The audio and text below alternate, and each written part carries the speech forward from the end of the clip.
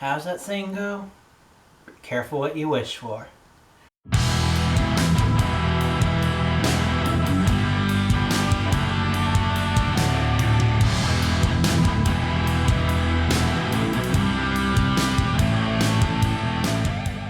Greetings, geeks and geekerellas. It is me. I am back for Handmaid's Tale.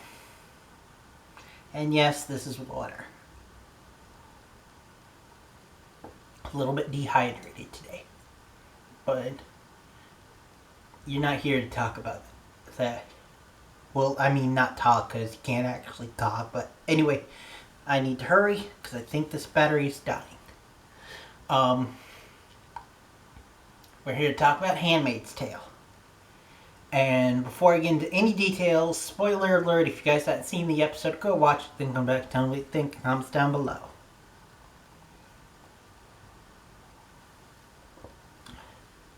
Aunt Lydia. This was Aunt Lydia's episode. Like the pre-intro there said, I had been wanting an Aunt Lydia flashbacks ever since, and backstory ever since. For a while now. Yeah, that's a sentence.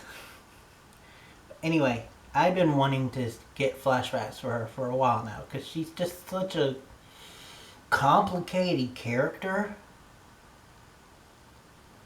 And you never really got a, hook on her on whether or not she was good or not. And basically we found out the answer. I almost thought for a split second there. Well, not split second, but for half the episode, I thought maybe Aunt Lydia was just asexual. And frustration out in the world. But nah. She just straight up crazy.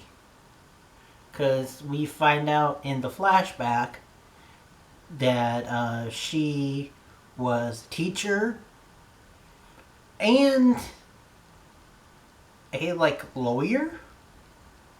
I believe they said she was a lawyer that specialized in children related crimes, I think. But anyway, then when the apocalypse started to happen, she became a teacher. And she befriended this one kid whose mom would never really give him good lunches, and one day the mom was very late, 6 o'clock, and still not at the school.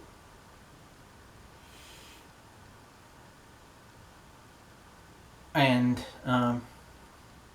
so Aunt Lydia decided to take him home with her. And actually she gets to talking with the mom, and Aunt Lydia kind of becomes a non-related aunt to this kid and becomes kind of part of their family. And then the mom pushes for her to get a life of her own and get a guy. And so she tries with the principal, because there's clearly a spark between them. But this is his first relationship after his wife dying. So, long-term wife dying. So when she makes a move on him, it kind of gets denied. And she go crazy. She busts a mirror out of frustration, and then reports the mom of the kid to basically this apocalypse version of child services. Which this time is very interesting, because it's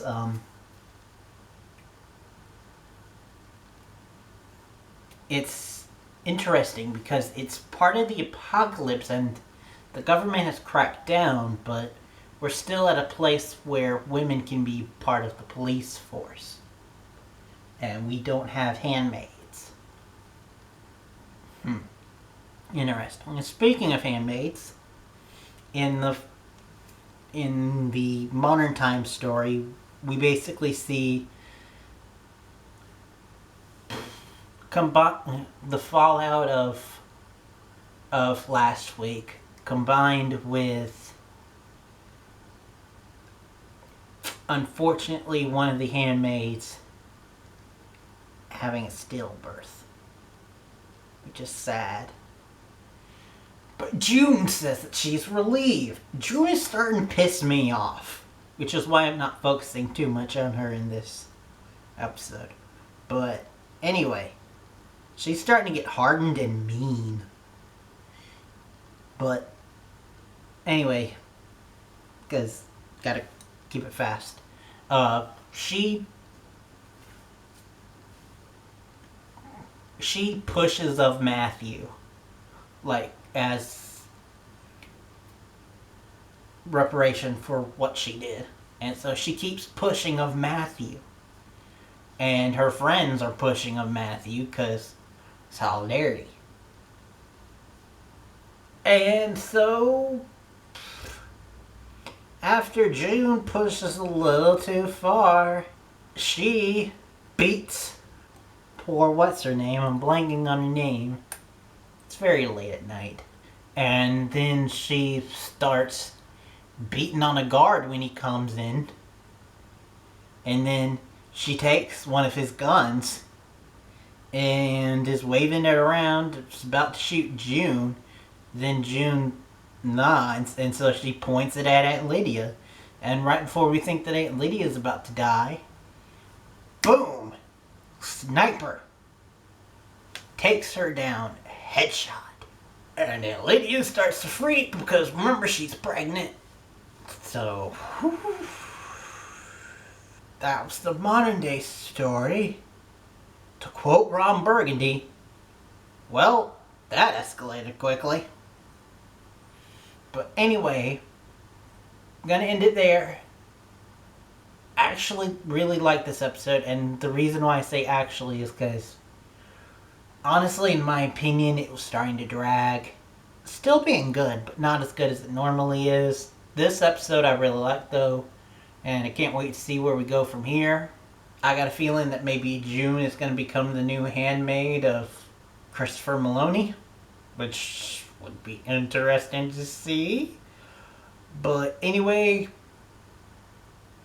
thank you guys for watching. Next time you see me will be for Krypton. Oh boy, I'm enjoying that show too.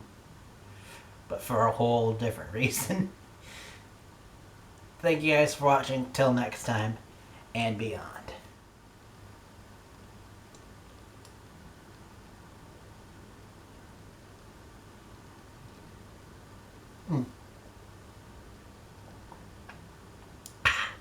Stay hydrated, kids.